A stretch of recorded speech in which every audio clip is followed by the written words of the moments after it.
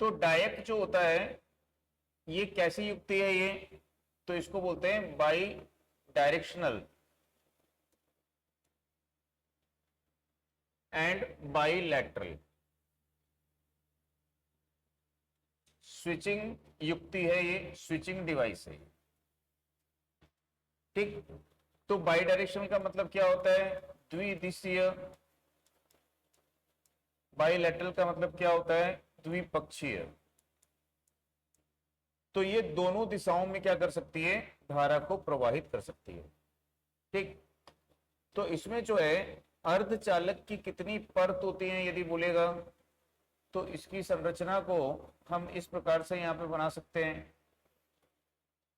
तो इसमें यहां पे पी एन, पी एन, और यहां पे भी पी एन और पी एन। तो इस प्रकार से इसको यहां पे बनाया जाता है ऐसे। ठीक, तो यहां पे दो टर्मिनल होते हैं, यहां पे इनके टर्मिनल के कोई नाम नहीं होते हैं, इनके टर्मिनल के कोई नाम नहीं है। तो अर्धचालक की कितनी परत होती है इसमें, तो 4 परत होती है। 2 पी एन संधि होती है यहां पे, ठीक है, और 2 इसके टर्मिनल होते हैं। ठीक, तो इसको याद रखिएगा, कितनी परत, कितनी संधि, कितने टर्मिनल होते हैं। इसका समतुल्य परिपथ कैसा दिखाई देता है, जैसे कि दो डायोड को एक दूसरे के विपरीत जोड़ा गया है, तो ये इसका समतुल्य परिपथ होता है। तो इसका प्रयोग जो है वो ट्रिगरिंग डिवाइस के रूप में करते हैं। तो ट्रिगरिंग डिवाइस के रूप में ट्रायक, ट्रायक होता है एक,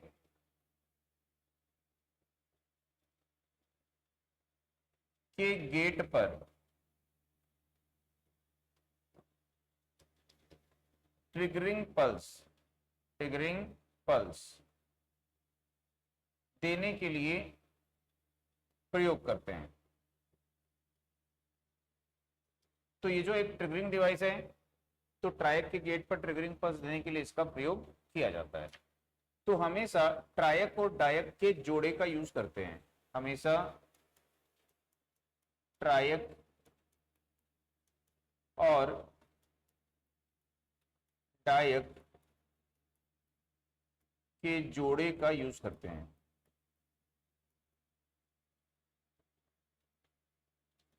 तो ट्रायक और डायक के पेयर का जो है ये हमेशा प्रयोग किया जाता है ना, ये भी क्वेश्चन आता है हमेशा, तो इसको याद रखिएगा।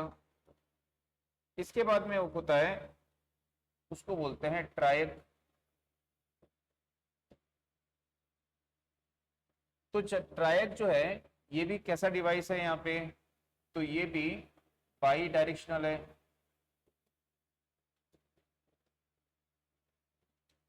एंड बाईलैटरल है।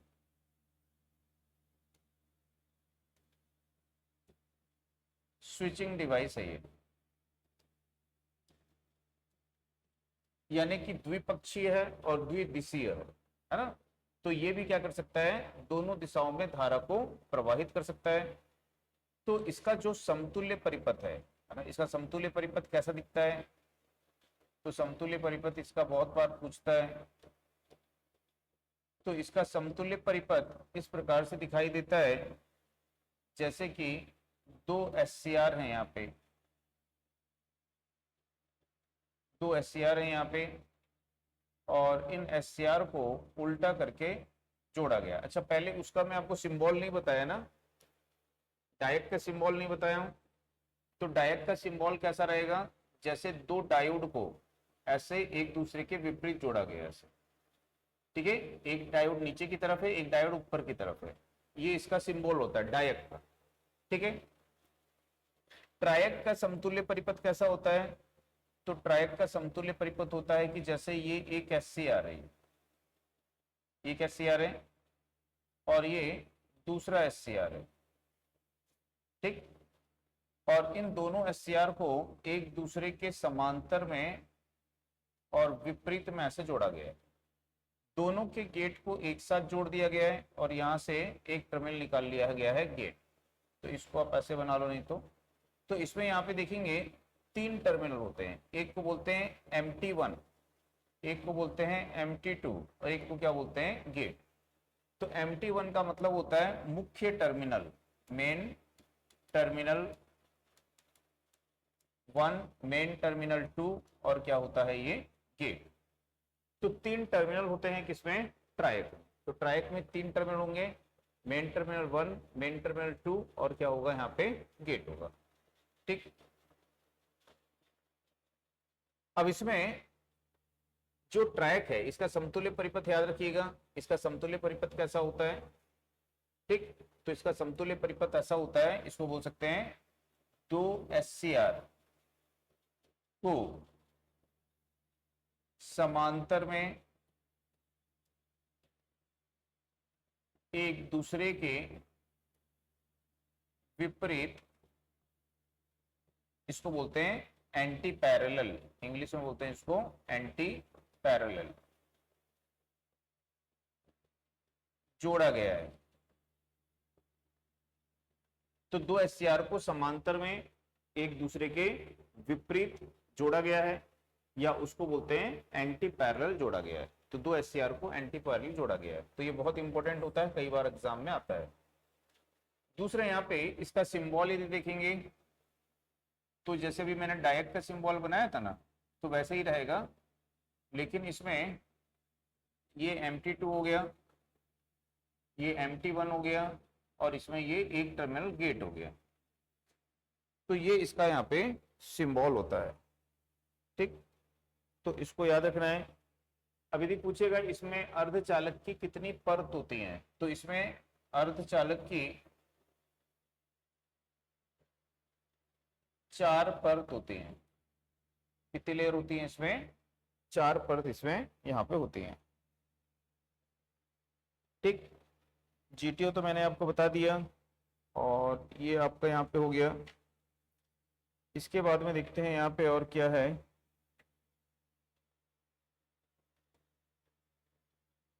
एक होता है UJT, इसको बोलते हैं यूनि जंक्शन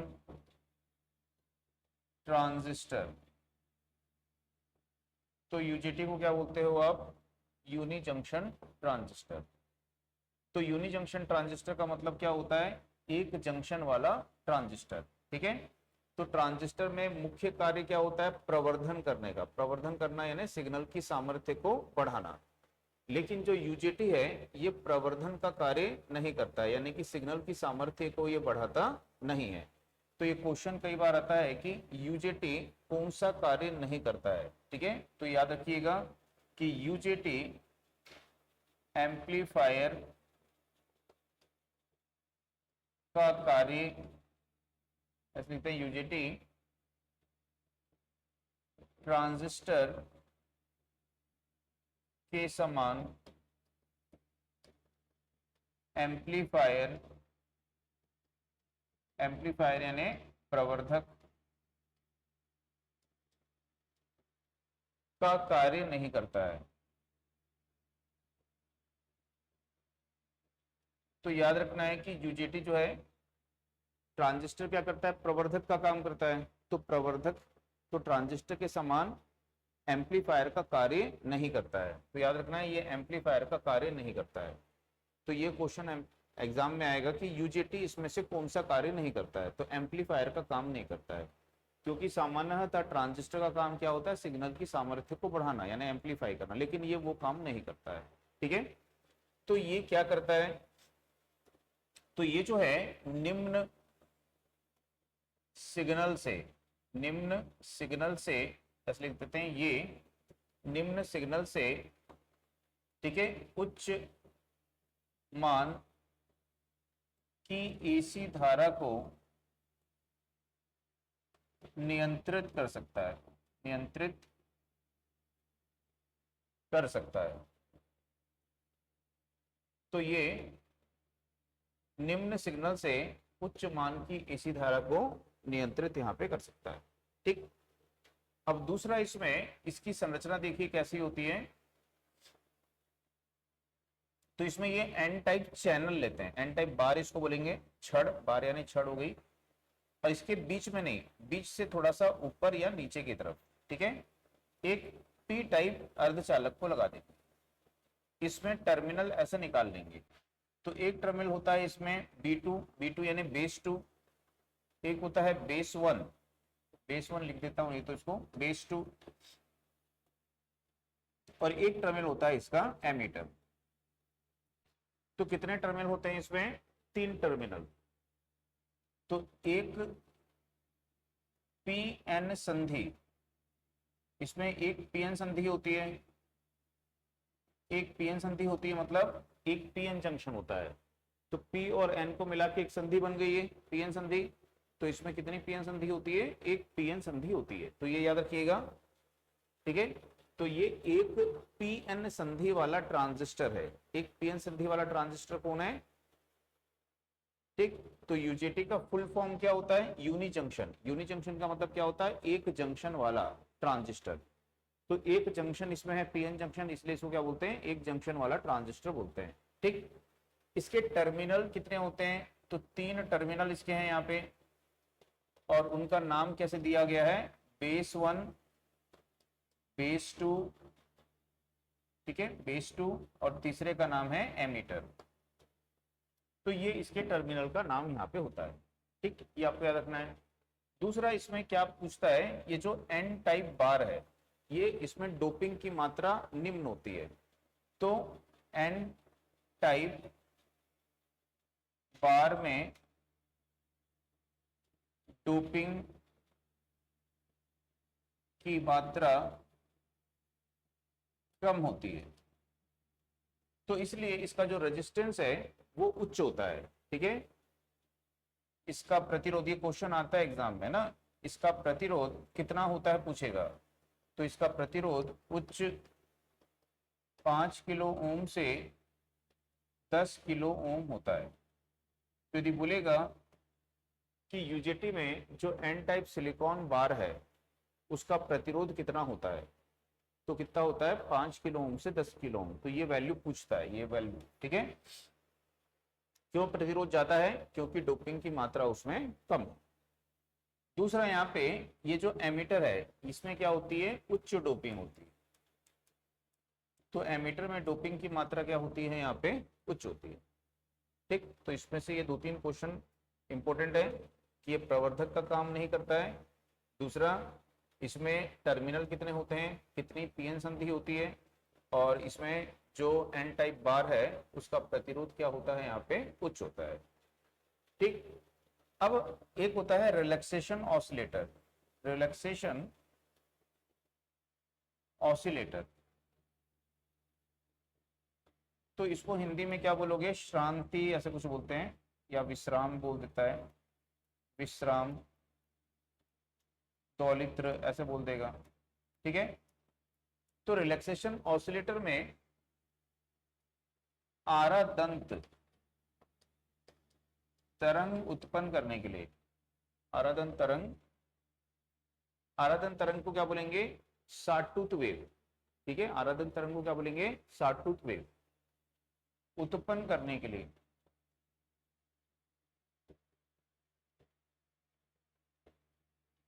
ठीक है यूजेटी का प्रयोग करते हैं। तो ये इसका एक विशेष उपयोग है कि यूजेटी का एक विशेष उपयोग है कि इसका विशेष उपयोग काय के लिए किया जाता है? आरादंत तरंग उत्पन्न करने के लिए। किसमें करते हैं? Relaxation oscillator. ठीक है। तो ये जो तरंग उत्पन्न होती है ना, फिर इसी तरंग का प्रयोग हम करते हैं जो हमारा एससीआर होता है, एससीआर के गेट पर ट्रिगरिंग पल्स देने के लिए।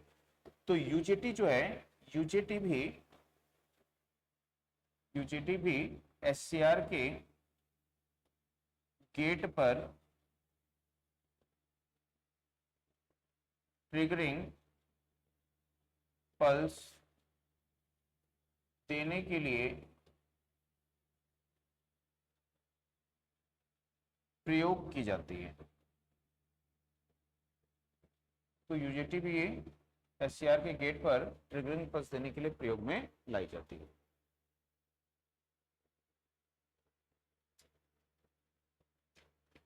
लिख लिए।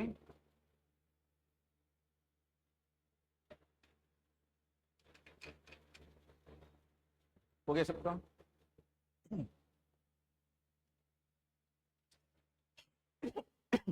अब इसके बाद में यदि बोलेगा पीयूटी, पीयूटी को क्या बोलते हैं? प्रोग्रामेबल। अच्छा, इसका सिंबल नहीं देखे हो ना, इसका सिंबल पहले देख।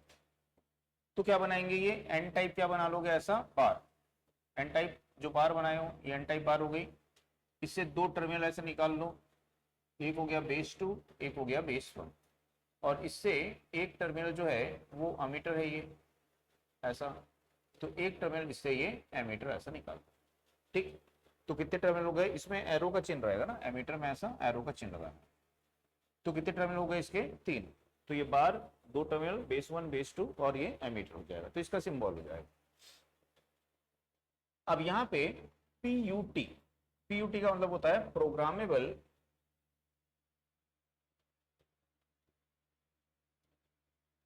यूजेटी। तो इसको क्या बोलते हैं? Programmable UJT.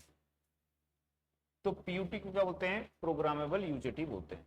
ठीक है, तो अभी जो हमने पढ़ा ना यूजेटी, जस्ट अभी जो पढ़े यूजेटी, तो यूजेटी में के साथ में क्या दिक्कत है कि उसमें हम जो इनपुट में सिग्नल देते हैं उसको प्रोग्राम नहीं कर सकते हैं। ठीक है, तो उस समस्या को दूर करने के लिए फिर क्या बनाई गई? यहाँ पे पीयूटी बनाई गई। तो पीयूटी की संरचना देखेंगे ना, तो ये किसके समान दिखता है? एससीआर के समान।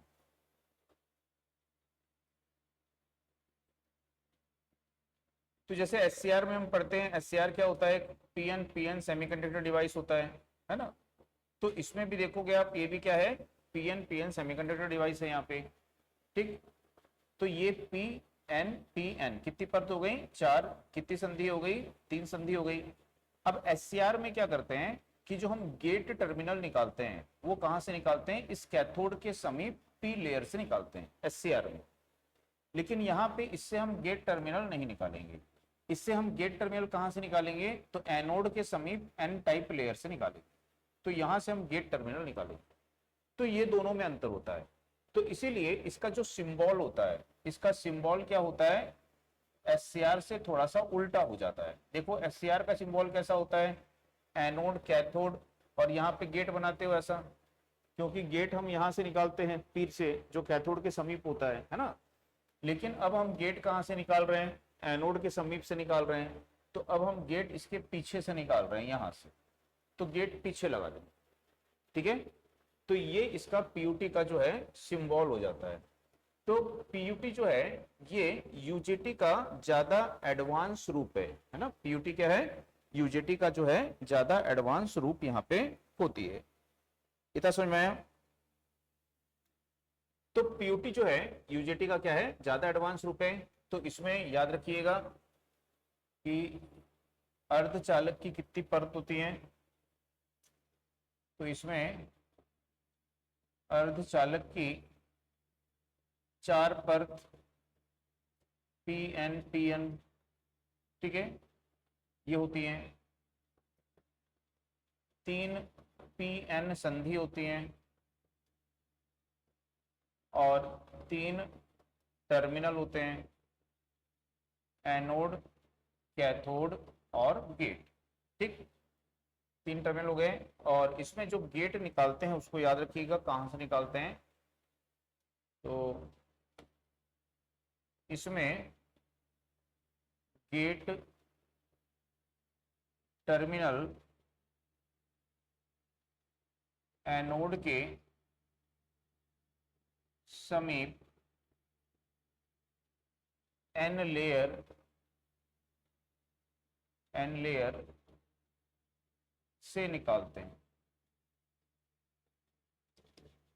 ठीक, तो इसकी संरचना को आप यहाँ पे याद रखिएगा।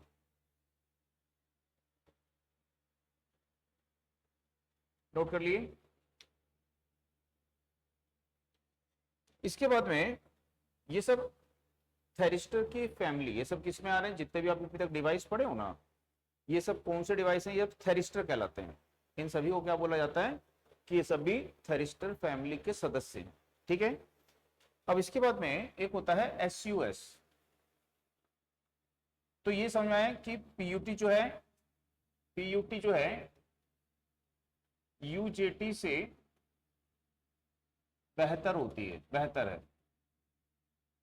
ठीक है, तो UJT का एडवांस रूप है पीयूटी, है ना, UJT का क्या है, ये एडवांस रूप है।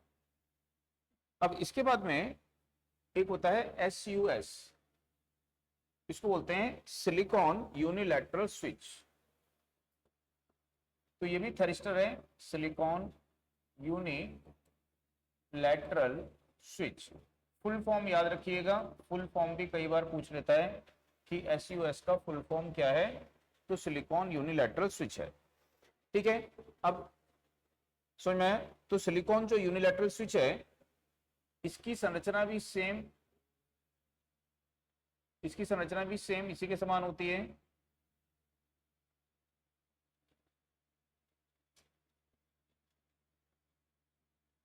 तो जैसे देखेंगे पीएन अर्धचालक है, ये आपका एनोड है, और ये क्या है, आपका कैथोड है।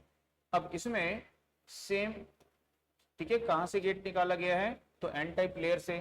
अब इसमें क्या करते हैं, यहाँ पे जब इसको बनाया जाता है तो इसके अंदर में ही एक किसको लगा दिया जाता है, डायोड को।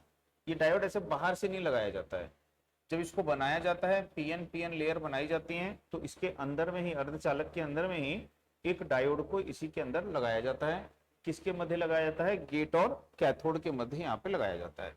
तो इसके लिए इसका जो सिंबल होता है, इसका सिंबल इस प्रकार से बनता है, यहाँ पे ये एनोड है, ये कैथोड है, और ये क्या है, गेट है। तो ये इसका सिंबल है। ठीक है, यदि इसका हम समतुल्य परिपथ बनाएंगे, तो समतुल्य परिपथ हम इस प्रकार से बना सकते हैं इसका।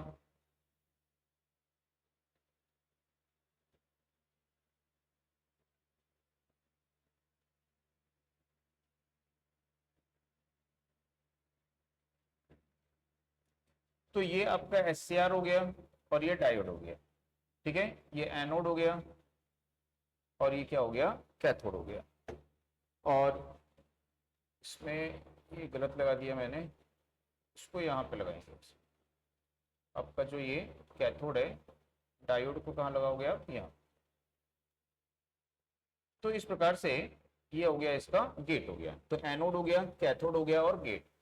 तो ये इसका क्या हुआ, यहाँ पे समतुल्य परिपथ यहाँ पे हो जाएगा। गड़बड़ी में ना ऐसे होता है, कहाँ से निकालोगे, पीछे से। तो ये डायोड हो गया यहाँ पे, तो ये इसका समतुल्य परिपथ होगा, ये सिंबल होगा,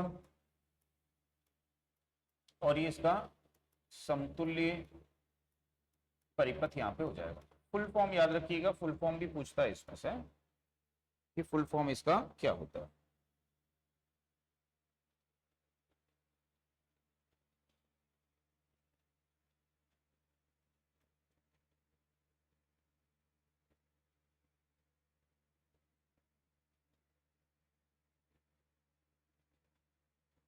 ठीक, इसके बाद में होता है SCS, इसको बोलेंगे SCS, सिलिकॉन कंट्रोल स्विच, इसको यहां पे बोलते हैं सिलिकॉन कंट्रोल स्विच। तो अभी तक जैसे हमने देखे यहाँ पे कि कितने गेट हमने देखे अभी तक, यहाँ पे एक गेट देखा सबने। तो इसमें जो है 2 गेट का प्रयोग करते हैं। तो इसमें यहाँ पे ये पीएन है, ये एनोड है, ये कैथोड है। एक गेट यहां से निकालेंगे, इसको बोलेंगे एनोड गेट। ठीक है, इसको क्या बोलोगे, एनोड गेट। ठीक, तो इसको बोलोगे आप एनोड गेट। एक गेट यहां से निकालोगे, इसको क्या बोलोगे, कैथोड गेट।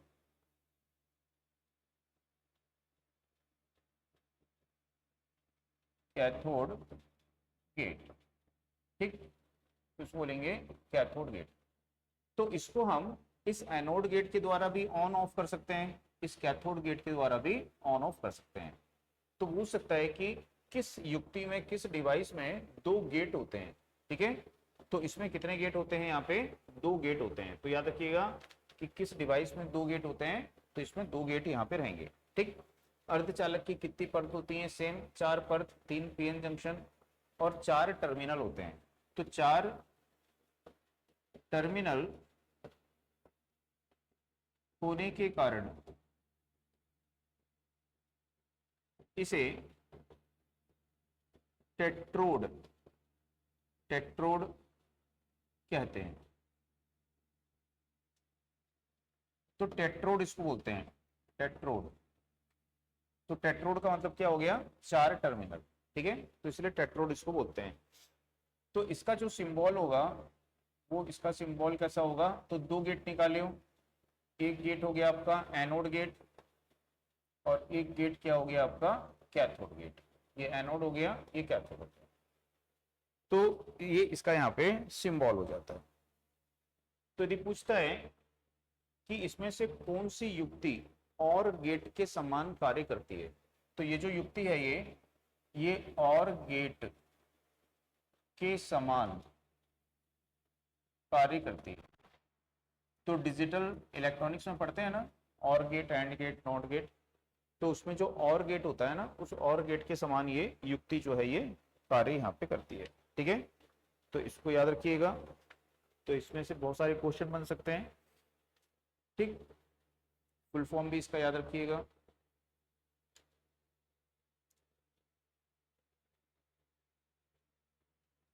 तो ये आपकी हुई युक्तियां। इसके बाद में एक होता है आईजीबीटी। तो आईजीबीटी के बारे में आपसे क्वेश्चन पूछ सकता है। आईजीबीटी, आईजीबीटी क्या है, इंपॉर्टेंट युक्ति है, इंपॉर्टेंट डिवाइस है वो। तो उसमें हेडिंग डाल लीजिए आईजीबीटी। तो आईजीबीटी को क्या बोलते हैं, इंसुलेटेड गेट बाइपोलर ट्रांजिस्टर। तो एक तो फुल फॉर्म भी इसका भी याद रखिएगा, IGBT insulated gate bipolar transistor. अब इसमें पूछ सकता है आईजीबीटी जो है इसमें कौन सी दो युक्तियों की विशेषताओं को सम्मिलित किया गया है। ठीक है, तो इसमें बीजेटी, बीजेटी यानी बाइपोलर जंक्शन ट्रांजिस्टर, और मॉसफेट, मॉसफेट की विशेषताओं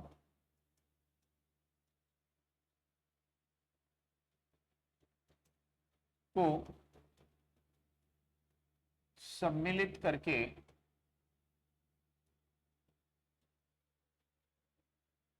आईजीबीटी को बनाया गया है। तो आईजीबीटी को बनाने के लिए किस किस की विशेषता को सम्मिलित किया गया है, तो बीजेटी की विशेषता को और मॉसफेट की विशेषता को। तो इन दोनों की विशेषताओं को सम्मिलित किया गया है। तो ये बहुत इंपॉर्टेंट है ना, ये क्वेश्चन जो है एग्जाम में बहुत बार आता है। दूसरा यहाँ पे जो आईजीबीटी है इसकी यदि हम संरचना देखेंगे कि इसकी संरचना यहाँ पे कैसी होती है, तो इसकी जो संरचना है कुछ इस प्रकार से होती है।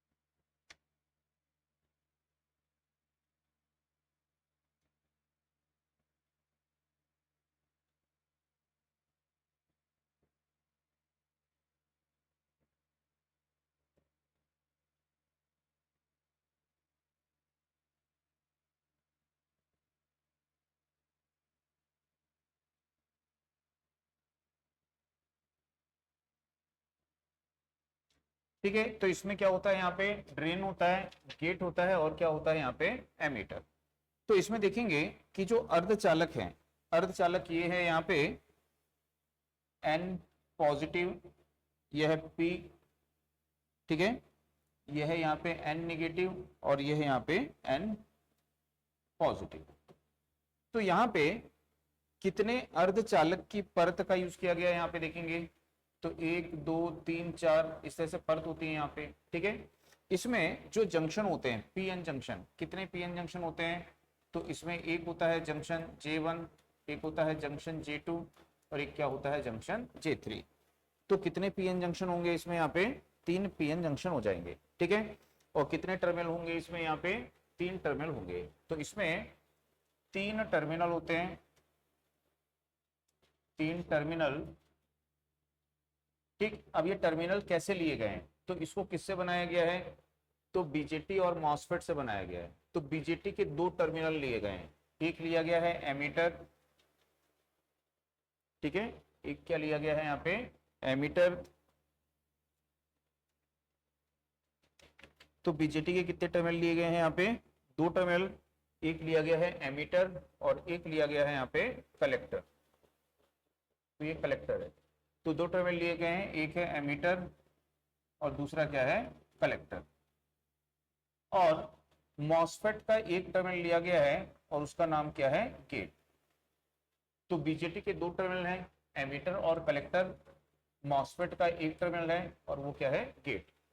अब इसमें गेट को इंसुलेट किया गया, तो व्हाइट कलर जो दिख रहा है ना आपको, तो इसको इंसुलेट किया गया है। तो याद रखिएगा गेट को किसके द्वारा इंसुलेट किया जाता है, ठीक है। तो इसको याद रखना है कि गेट को कुचालक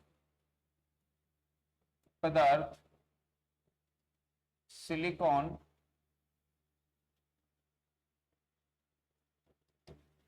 डाइऑक्साइड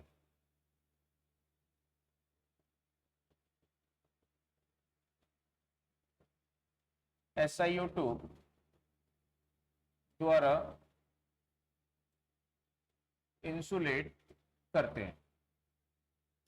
तो पूछेगा कि गेट को किसके द्वारा इंसुलेट किया जाता है, तो गेट को कुचालक पदार्थ जो सिलिकॉन डाइऑक्साइड है उसके द्वारा इंसुलेट करते हैं। ये भी क्वेश्चन आता है, ठीक है।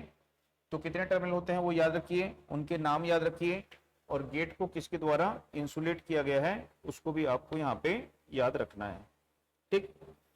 और सेमीकंडक्टर की कितनी लेयर होती हैं, इसमें 4 लेयर होती हैं। कितने पीएन संधियां होती हैं, तो 3 पीएन संधियां यहाँ पे होती हैं। ये N पॉजिटिव है यहाँ पे, ये P है, N नेगेटिव और ये P पॉजिटिव। तो अर्धचालक अर्धचालक P positive, N negative, Pn positive की 4 परत 3 Pn संधि व 3 टर्मिनल होते हैं। तो ये आपको इसमें याद रखना है आईजीबीटी में। दूसरा, ये कैसी युक्ति है, तो ये वोल्टेज कंट्रोल डिवाइस है। कैसी युक्ति है ये, वोल्टेज कंट्रोल डिवाइस है। यह वोल्टेज नियंत्रक युक्ति है। तो वोल्टेज कंट्रोल डिवाइस है, इसको यदि हमको ऑन करना है ना, तो इसके गेट पर क्या करेंगे, पॉजिटिव वोल्टेज देंगे तो ये ऑन हो जाएगा, और इस पॉजिटिव वोल्टेज को हटा लेंगे तो क्या होगा, ये ऑफ हो जाएगा। तो वोल्टेज के द्वारा ही क्या करते हैं हम इसको यहाँ पे नियंत्रित करते हैं। तो इसलिए इसको क्या बोलते हैं यहाँ पे कि ये एक वोल्टेज कंट्रोल डिवाइस है, ठीक। अब इसका सिंबल कैसे बनाएंगे, तो सिंबल बनाने के लिए हम ऐसा बना लेंगे चैनल, ये चैनल बना लेंगे। अब इसमें गेट को क्या किया गया है, इंसुलेट किया गया है, तो गेट को इससे थोड़ा अलग बनाएंगे जो दर्शाता है कि गेट इसका क्या है, इंसुलेट है। एक टर्मिनल इससे यहाँ पे कलेक्टर निकाल लेंगे और एक टर्मिनल इससे यहाँ पे एमीटर निकाल लेंगे। तो जो एमीटर होगा उसमें एरो का चिन्ह रहेगा। तो जैसे बीजेटी में एमीटर में एरो का चिन्ह होता है, तो वैसे ही इसमें एरो का चिन्ह रहेगा एमीटर में, एक कलेक्टर रहेगा और गेट इन दोनों से अलग रहेगा, क्योंकि गेट क्या है, इंसुलेट है, इसके बीच में कुछ अलग SiO2 है यहाँ पे। ठीक, तो ये आपको इसमें याद रखना है, तो ये भी इंपॉर्टेंट होता है, इसमें से भी क्वेश्चन एग्जाम में आते हैं।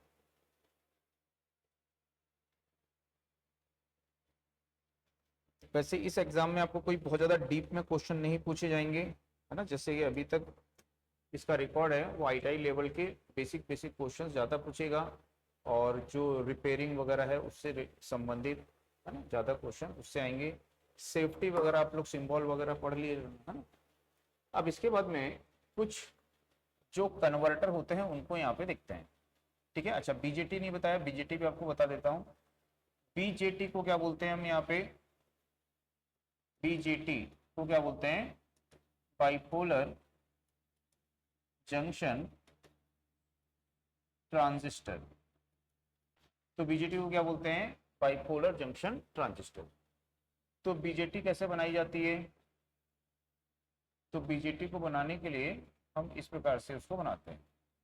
तो ये NPN या फिर क्या होती है, PNP होती है।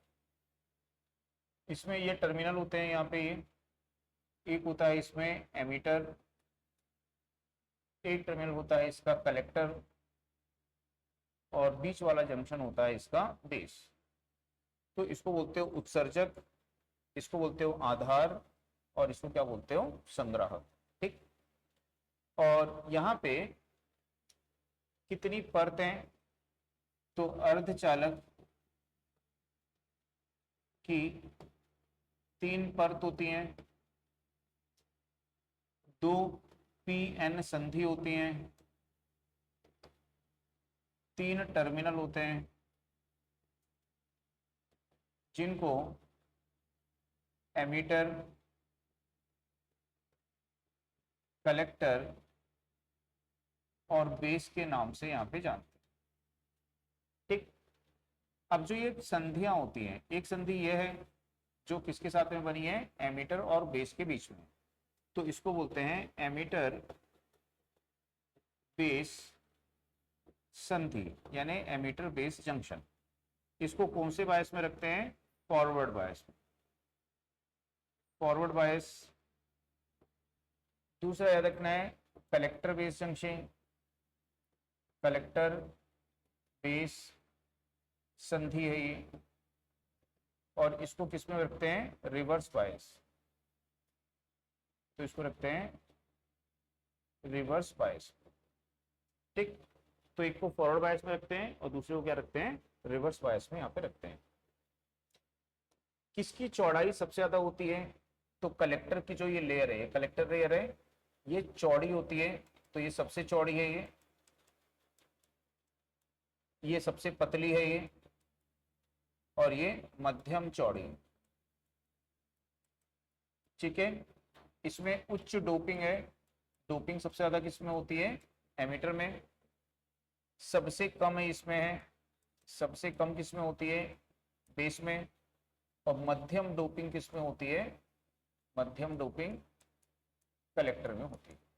ठीक, तो यदि हमारा ट्रांजिस्टर जो है NPN ट्रांजिस्टर है, तो इसमें धारा का प्रवाह किससे होगा, इलेक्ट्रॉन के द्वारा, और यदि PNP होगा तो किसके द्वारा होगा, होल के द्वारा होगा। तो NPN में इलेक्ट्रॉन धारा प्रवाह करते हैं, और PNP में होल धारा प्रवाह करते हैं। तो ये उसमें बहुसंख्यक होते हैं ना, NPN में इलेक्ट्रॉन बहुसंख्यक है, तो वो मुख्य धारा वो प्रवाहित करेंगे। PNP में होल बहुसंख्यक है, तो मुख्य धारा वो प्रवाहित करेंगे। इसके अलावा जो अल्पसंख्यक आवेशवाहक हैं, उनके द्वारा भी धारा प्रवाहित होती है, जिसको लीकेज करंट बोला जाता है। ठीक है, तो इसको बाइपोलर क्यों बोलते हैं, तो बाइपोलर बोलने का मतलब होता है कि इसमें इलेक्ट्रॉन और होल दोनों के द्वारा धारा प्रवाहित होती है, यानी कि बहुसंख्यक और अल्पसंख्यक दोनों के द्वारा धारा प्रवाहित होती है। तो इसलिए इसको क्या बोलते हैं, वहां पे बाइपोलर ट्रांजिस्टर बोलते हैं। अब इसका जो संकेत होता है, सिंबल होता है, तो ऐसे बेस बना लो एक, ये बेस आ गया आपका, एक हो गया आपका एमीटर और एक हो गया कलेक्टर। तो एरो का चिन्ह किस में रहेगा आपका, एमीटर में रहेगा, ठीक है। तो यदि एरो बाहर की दिशा में जा रही है तो वो दर्शाता है कि ये एनपीएन ट्रांजिस्टर है। ये बेस हो गया आपका, यहाँ पे एरो अंदर आ रही है इस प्रकार से, ये एमीटर हो गया, ये कलेक्टर हो गया। तो एरो अंदर आ रही है तो ये दर्शाता है कि ये पीएनपी ट्रांजिस्टर, ठीक। तो याद रखिए कि एरो का चिन्ह किसमें होता है, एमीटर में होता है। और ये क्या दर्शाता है, यह पारंपरिक धारा की दिशा दर्शाता है।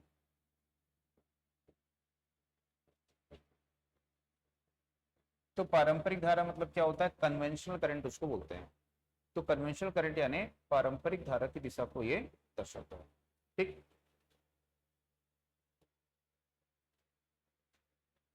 इसके बाद में जो ट्रांजिस्टर है इसका प्रयोग हम काय के लिए करते हैं, तो ट्रांजिस्टर का जो प्रयोग होता है वो हम करते हैं एक प्रवर्धक के रूप में। तो क्या है, एक ये प्रवर्धक है, एक प्रवर्धक के रूप में, एक एम्पलीफायर के रूप में। प्रवर्धक यानी क्या होता है, एम्पलीफायर होता है। तो एक एम्पलीफायर के रूप में इसका प्रयोग करते हैं। और दूसरा स्विच के रूप में, तो स्विच के रूप में, तो स्विच को क्या कर सकते हो आप, ऑन कर सकते हो, स्विच को क्या कर सकते हो आप, ऑफ कर सकते हो। तो स्विच के रूप में भी इसका प्रयोग किया जाता है, ठीक। तो इसमें मोड ऑफ ऑपरेशन होता है, ठीक है। तो मोड ऑफ ऑपरेशन है, किस मोड पर इसको ऑपरेट कर रहे हैं, ठीक। ये इसका पहला जंक्शन है, एमीटर बेस जंक्शन है, ये भी इंपॉर्टेंट क्वेश्चन होता है, एमीटर बेस। ये दूसरा जंक्शन है, कलेक्टर बेस है। और इसका ये कार्य क्षेत्र है कि किस क्षेत्र में ये कार्य यहाँ पे करेगा, ठीक है।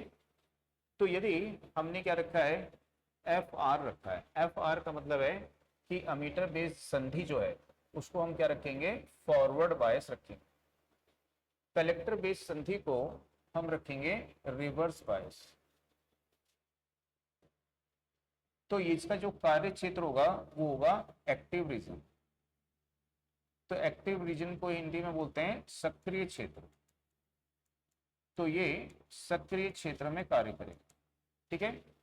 और इसका प्रयोग हम किस में करते हैं, प्रवर्धक, प्रवर्धक यानी एम्पलीफायर में करते हैं। तो जब हम बीजेटी को एक एम्पलीफायर की तरह ऑपरेट कराते हैं, ठीक है, तो उसमें एमीटर बेस जंक्शन को फॉरवर्ड बायस रखते हैं, कलेक्टर बेस जंक्शन को रिवर्स बायस रखते हैं। और इस समय वो अपने अभिलक्षण के सक्रिय क्षेत्र में कार्य करता है, ठीक है। दूसरा होता है फॉरवर्ड फॉरवर्ड, यानी पहले वाला संधि है ना, अमीटर बेस जंक्शन है, इसको हमने फॉरवर्ड बायस रखा हुआ है। दूसरी संधि है, इसको भी हमने फॉरवर्ड बायस रखा हुआ है, ठीक। तो ये दोनों को हम फॉरवर्ड बायस में रखते हैं तो ये यहाँ पे सैचुरेशन रीजन, सैचुरेशन रीजन में कार्य करता है। तो सैचुरेशन रीजन का मतलब होता है संतृप्त क्षेत्र में कार्य करता है। तो संतृप्त क्षेत्र में जब ये कार्य कर सकता है तो इसको क्या बोलेंगे कि ये एक क्लोज्ड स्विच है।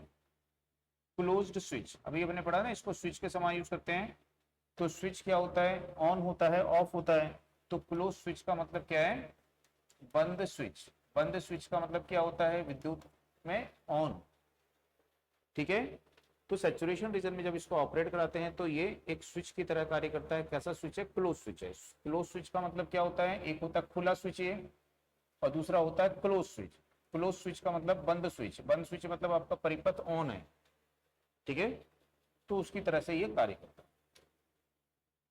दूसरा, इसको दोनों संधि को आर आर कर देंगे, यानी कि पहली वाली संधि भी रिवर्स बायस में है और दूसरी वाली संधि भी रिवर्स बायस में है।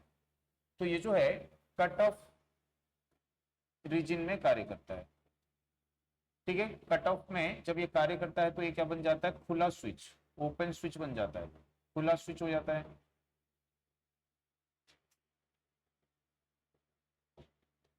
ठीक, चौथा होता है रिवर्स फॉरवर्ड। पहली वाली संधि को रिवर्स बायस रखेंगे और दूसरी वाली संधि को फॉरवर्ड बायस रखेंगे। तो जो है इन्वर्टर, इन्वर्टर यानी क्या होता है, उल्टा कार्य कर रहा है, पहले वाले का उल्टा। पहला वाला फॉरवर्ड रिवर्स है, ये रिवर्स फॉरवर्ड हो गया, तो उसका उल्टा कार्य कर रहा है। ठीक है, तो सामान्यतः इसका जो प्रयोग है वो किया नहीं जाता है। इतना समझ में आया, इसको नोट करिए पहले।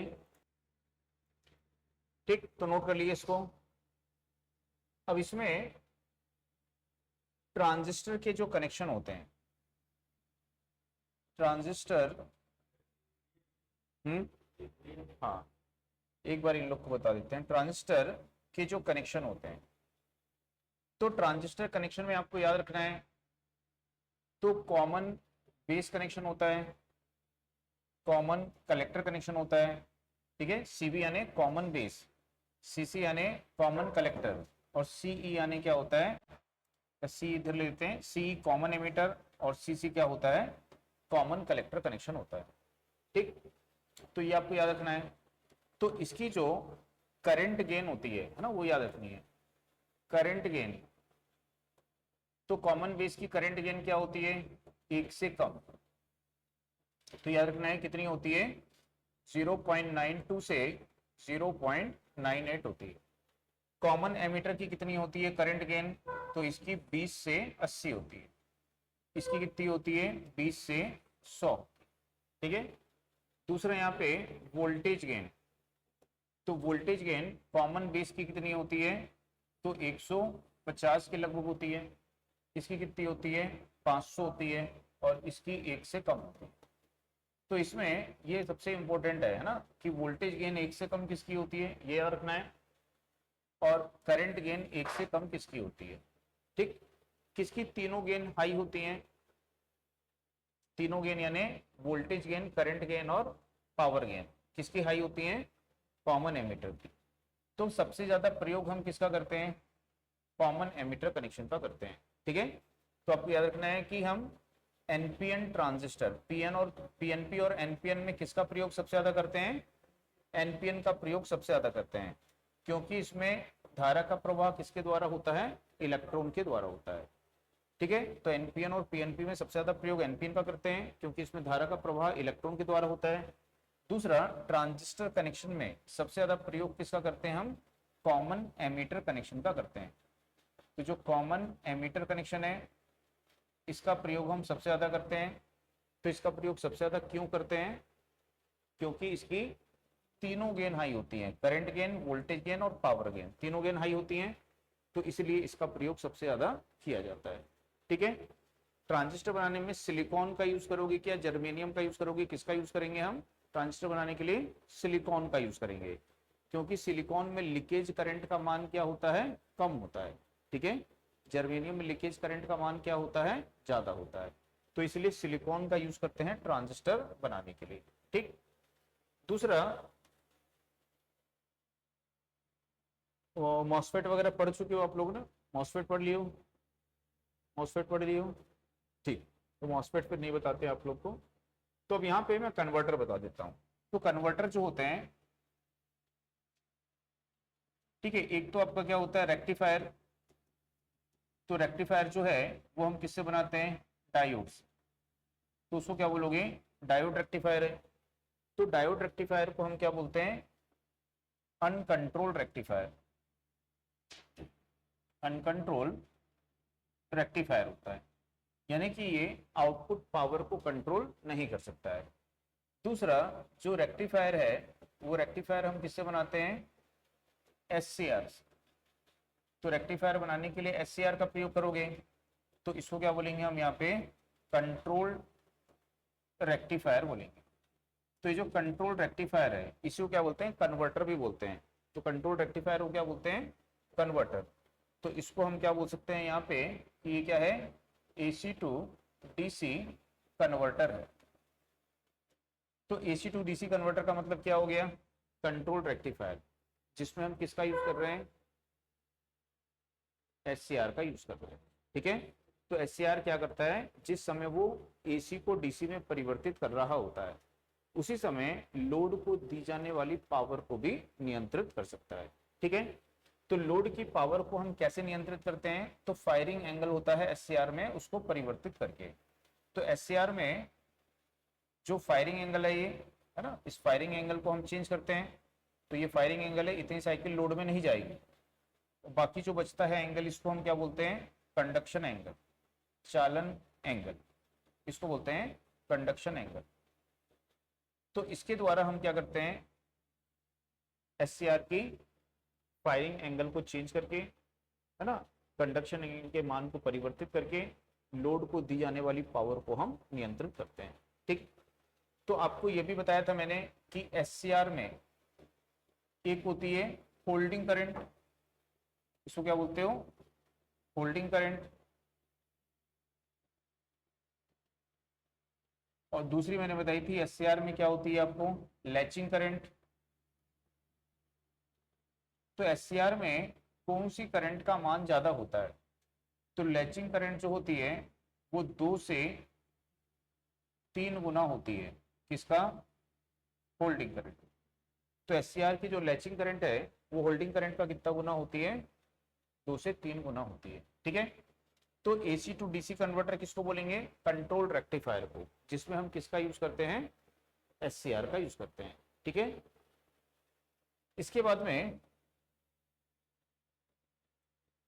एक होता है आपका इन्वर्टर। तो इन्वर्टर किसको बोलते हो? इन्वर्टर,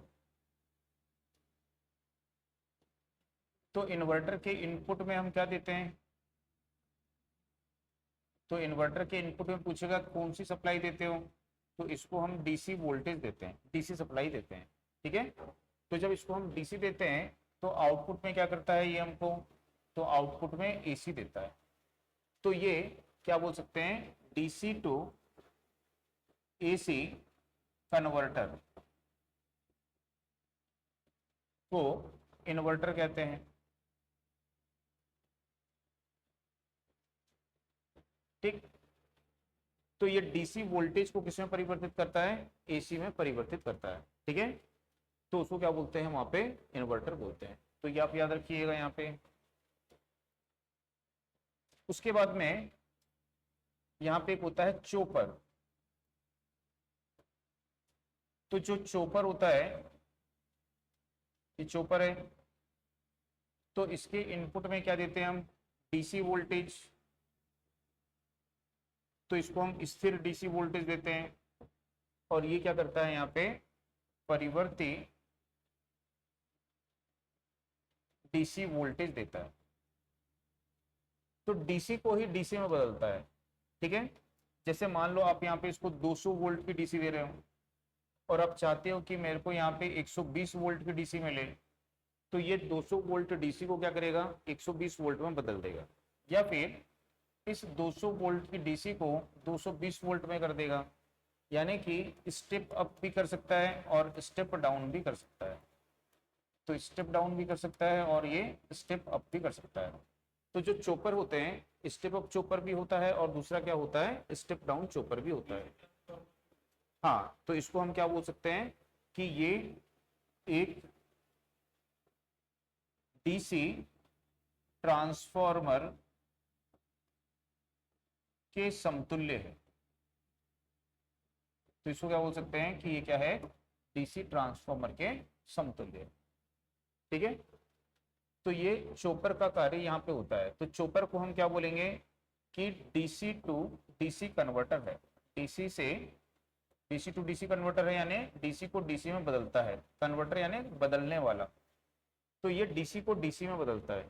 ठीक है,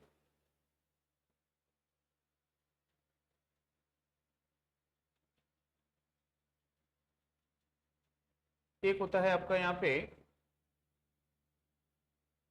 एसी वोल्टेज कंट्रोलर। तो एसी वोल्टेज कंट्रोलर क्या करता है? तो जैसे मान लो यहाँ पे ये एसी वोल्टेज कंट्रोलर है ये, तो इसके इनपुट में आप दे रहे हो 50 हर्ट्ज की 230 वोल्ट एसी, इसको दे रहे हो आप। तो ये आपको क्या करेगा यहाँ पे 50 हर्ट्ज की, ठीक है, 210 वोल्ट एसी देगा। तो ये एसी को एसी में ही परिवर्तित करता है।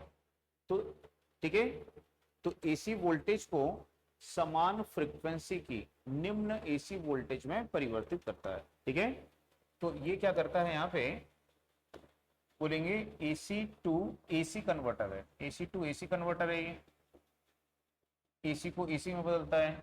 ठीक है, तो fixed fixed AC fixed AC voltage को समान फ्रीक्वेंसी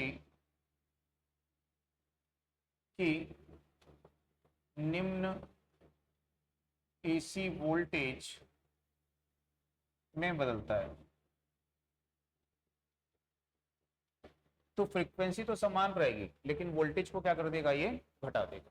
ठीक है, तो ये जो होता है इस एसी वोल्टेज कंट्रोलर में हम क्या करते हैं,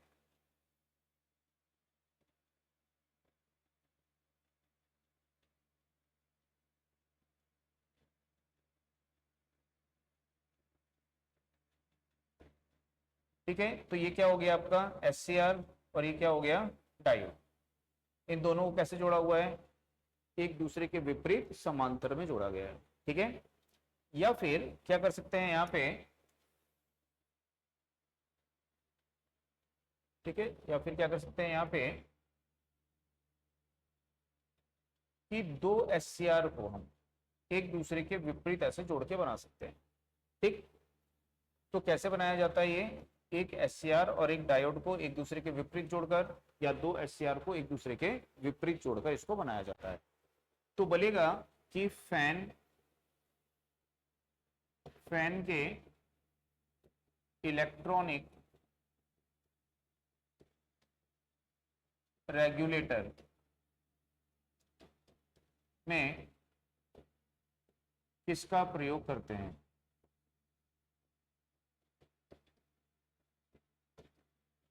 तो फैन के इलेक्ट्रॉनिक रेगुलेटर में किसका प्रयोग करते हैं, तो डायोड और उसके साथ में क्या जोड़ेंगे पैरेलल में एससीआर। तो एससीआर और डायोड के पैरेलल संयोजन का यूज उसमें किया जाता है। ठीक, तो ये भी याद रखिएगा।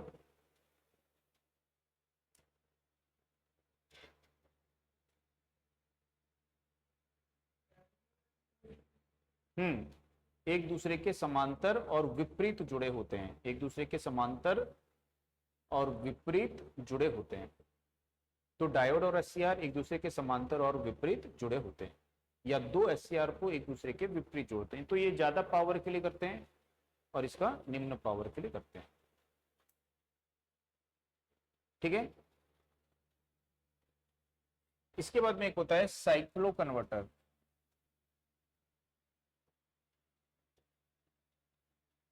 तो जो साइक्लो कन्वर्टर होता है ये भी क्या है, एसी टू एसी कन्वर्टर है। तो ये भी एसी टू एसी कन्वर्टर है, लेकिन क्या करता है ये फ्रीक्वेंसी को परिवर्तित करता है। तो यदि साइक्लो है तो जैसे इसको देंगे 50 हर्ट्ज की एसी, तो ये क्या करेगा, इसको 60 हर्ट्ज की एसी में बदल देगा या फिर उसको 40 हर्ट्ज की एसी में बदल देगा। यानी कि ये फ्रीक्वेंसी को क्या करता है, स्टेप अप और स्टेप डाउन करता है। ठीक, यह फ्रीक्वेंसी को स्टेप अप या स्टेप डाउन करता है।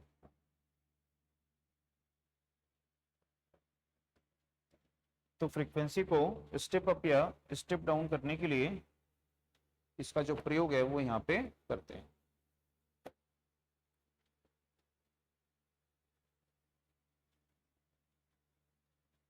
ठीक है,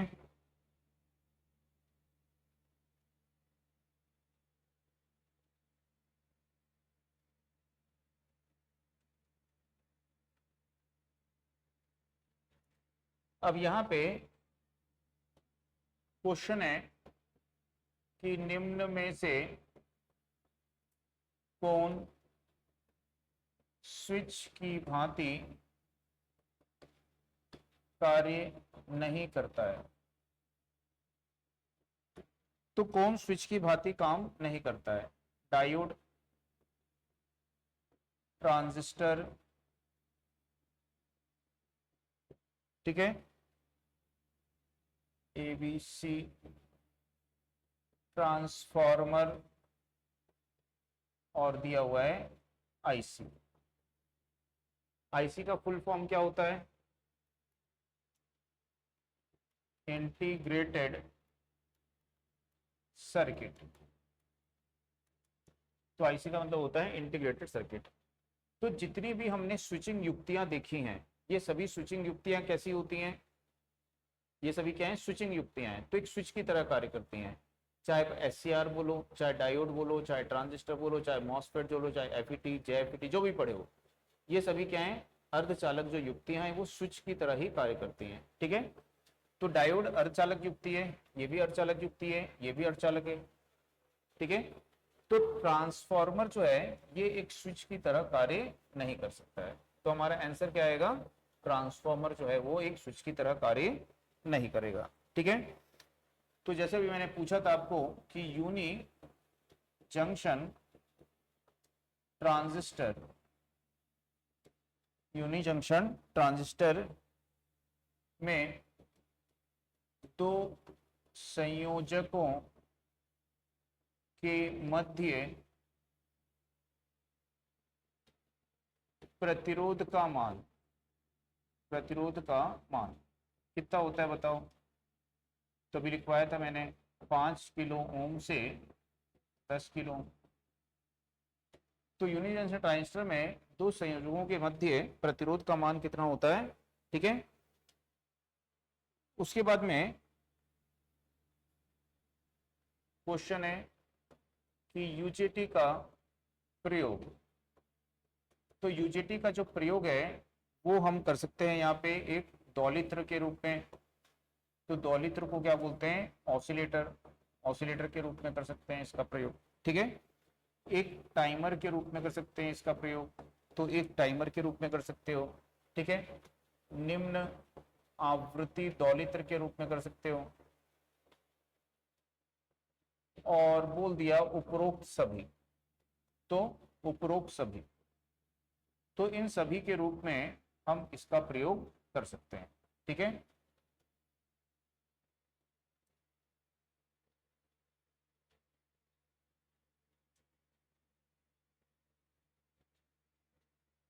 अब यहां पे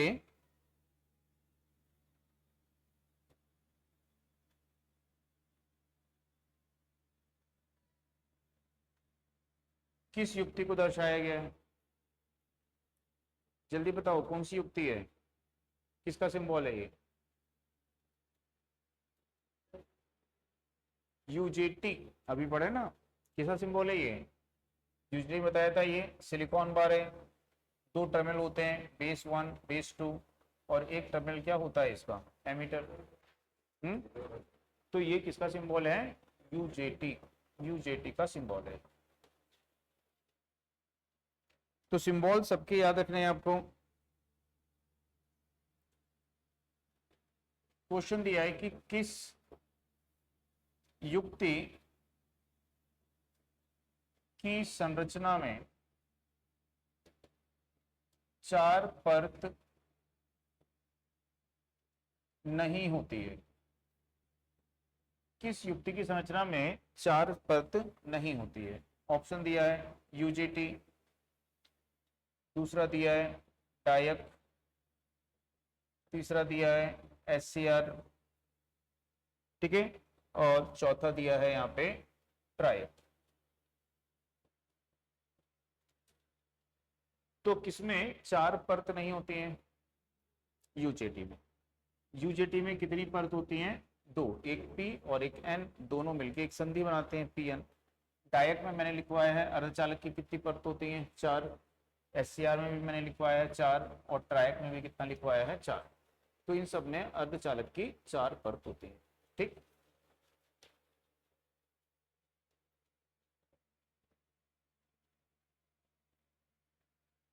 उसके बाद में यूजेटी का प्रयोग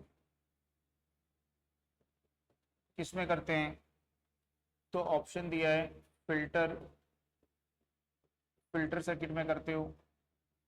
ठीक, दूसरा दिया है एम्पलीफायर में करते हो, एम्पलीफायर में। ठीक है, तीसरा दिया है रिलैक्सेशन ऑसिलेटर में करते हो, और चौथा दिया है जयावक्री ऑसिलेटर में करते हो। बताओ जल्दी, यूटी का प्रयोग किसमें करते हो आप? अभी लिखवाया था मैं कि ये क्वेश्चन बहुत बार आता है, बोला था मैं कि यूजेटी का प्रयोग हम किसमें करते हैं? रिलैक्सेशन ऑसिलेटर में। रिलैक्सेशन ऑसिलेटर क्या करता है? जयावक्री तरंग उत्पन्न करता है कि साटूथ? तो साटूथ तरंग उत्पन्न करता है। तो मैंने बताया था कि रिलैक्सेशन ऑसिलेटर जो है आरादन तरंग ऐसे उत्पन्न करेगा। ठीक है, गैर जयावक्री तरंगे उत्पन्न करता है। आई बस में यूजेटी का प्रयोग किसमें नहीं करते हैं, मतलब यूजेटी इनमें से कौन सा कार्य नहीं करता है? तो मैंने बताया था कि यूजेटी क्या कार्य नहीं करता है? एम्पलीफायर का कार्य नहीं करता है। तो ऐसी ऑप्शन देगा कि यूजेटी है ना, इनमें से कौन सा कार्य नहीं करता है। अब जैसे कि मान लो ये वाला क्वेश्चन है, ये वाला क्वेश्चन, और इसमें बोल दिया कि यूजेटी कौन सा कार्य नहीं करता है, और इसमें सी हो गया, एक डी बना दिया यहाँ पे, और उसमें लिख लिया प्रवर्धक यानी एम्पलीफायर। तो यूजेटी दोलित्र का काम करेगा, टाइमर सर्किट का काम करेगा, आवृत्ति दोलित है ना, निम्न आवृत्ति दोलित्र का काम करेगा। किसका काम नहीं करेगा? वो प्रवर्धक का काम नहीं करेगा। ठीक है, तो प्रवर्धक के समान ये सिग्नल को एम्पलीफाई नहीं कर सकता, यानी सिग्नल के सामर्थ्य को ये बढ़ा नहीं सकता है। ठीक, तो इतना समझ में आया?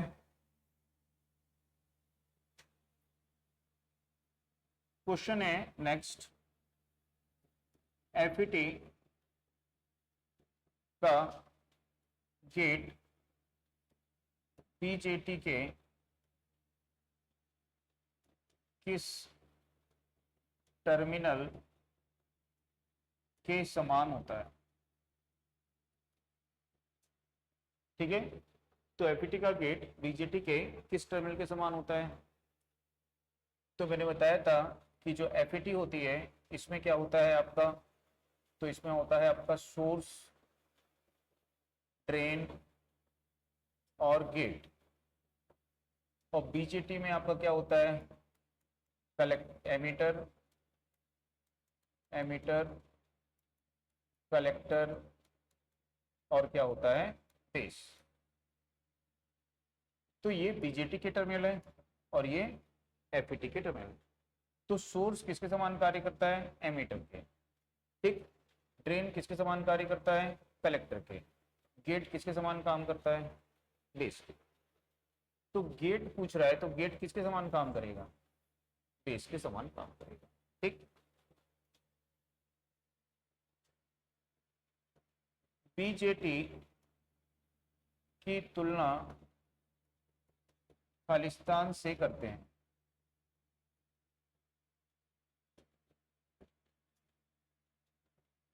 Tetrode,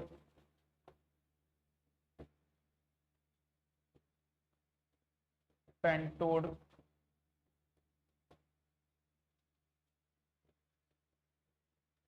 triode, diode.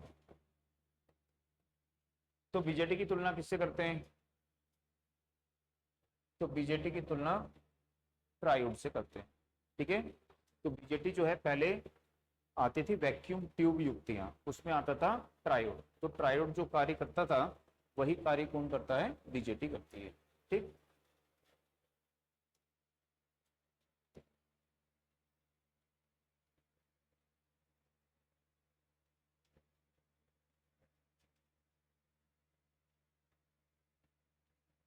ठीक।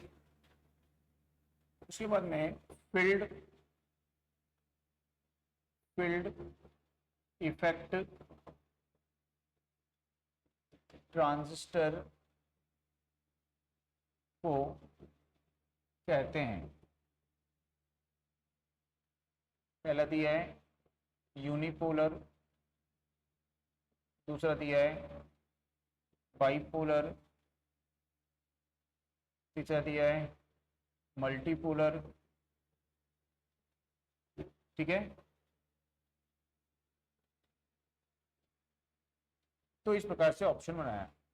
तो फील्ड इफेक्ट ट्रांजिस्टर को क्या कहते हैं? यूनिपोलर इसको बोलते हैं। तो यूनिपोलर डिवाइस इसको बोलेंगे।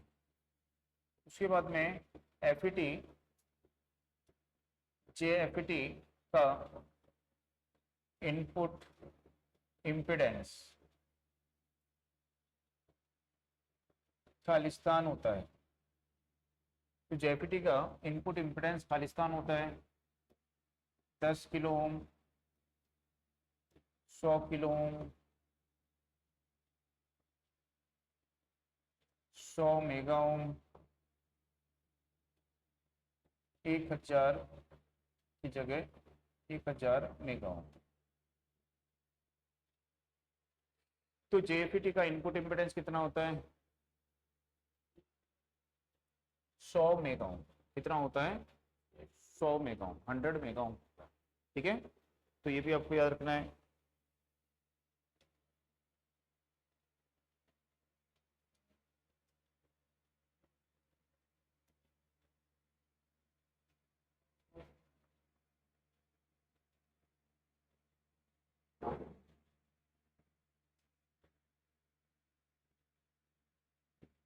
किस युक्ति में 3 पीएन संधि डायोड होते हैं? किस युक्ति में 3 पीएन संधि डायोड होते हैं? डायक,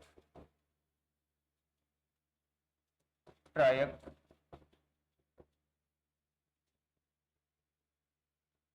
यूजेटी, एससीआर। किसमें 3 पीएन संधि डायोड होते हैं?